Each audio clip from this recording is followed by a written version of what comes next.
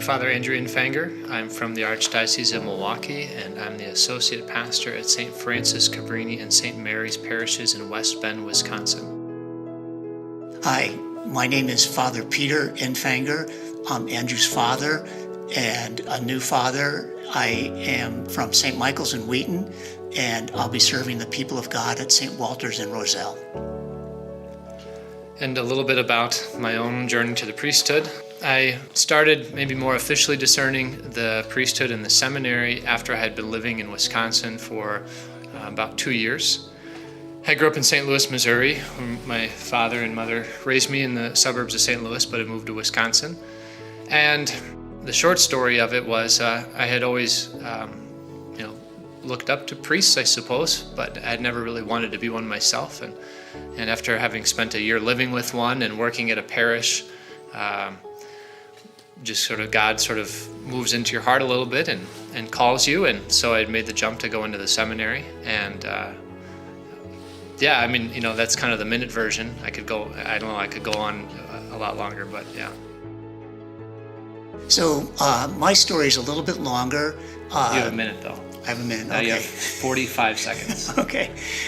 Basically, I had a spiritual awakening 31 years ago when I was age 34, during the lowest point of my life, when I was struggling at work and at home. And my wife and I finally separated. Basically, I'd been following the world's way, and work can be a fickle God. And if you don't have your priorities straight with God first, wife second, family third, work much lower down, you're going to have problems, and that's what we had. But while I was separated, I had a distant cousin in St. Louis who came alongside and introduced me to a God who knows me by name, has a plan for me, and loves me beyond all telling. And he also introduced me to the Bible, which I'd never read. And through that, God brought my marriage back together. We got back together with my wife, got back together with my children, and grew in the Lord.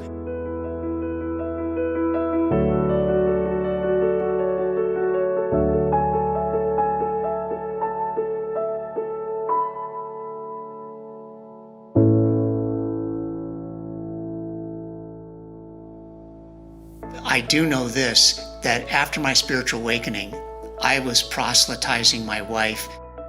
I was soon in 3 different Bible studies.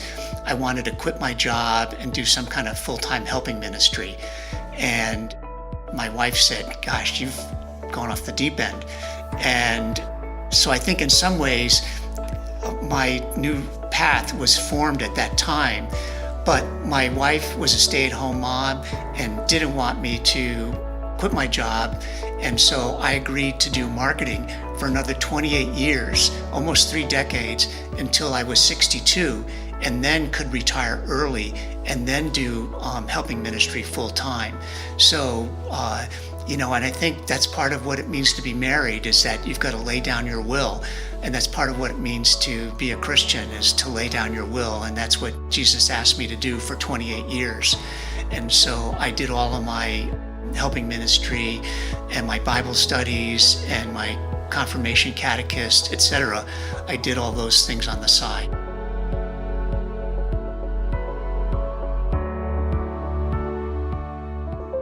Seven years ago, the job I had was moved up to the Chicago area. Turns out the Joliet Diocese, and in the midst of that move, my wife dies from cancer. And it causes me to ask all the big questions. Why am I here? Where am I going after here? And what does God want me to do? My son, Father Andrew, I had told him I was going to get my vocation in line with my priorities and do something in more of a helping ministry, and like Catholic Charities. And he said, that's not a vocation. He said, there's basically 3 vocations. There's a religious life, some sort of religious or priestly service, chaste, generous single life, and the permanent marriage, sacramental marriage. And so he said, why don't you think about your vocation and then think about your job?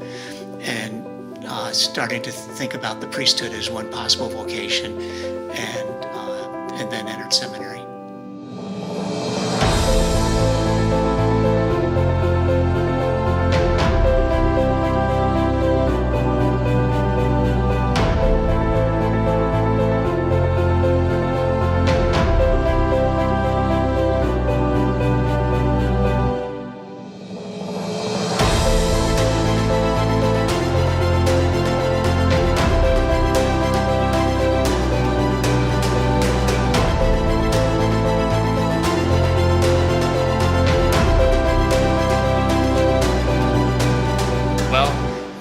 have my dad as a priest is basically just like having my dad as my dad.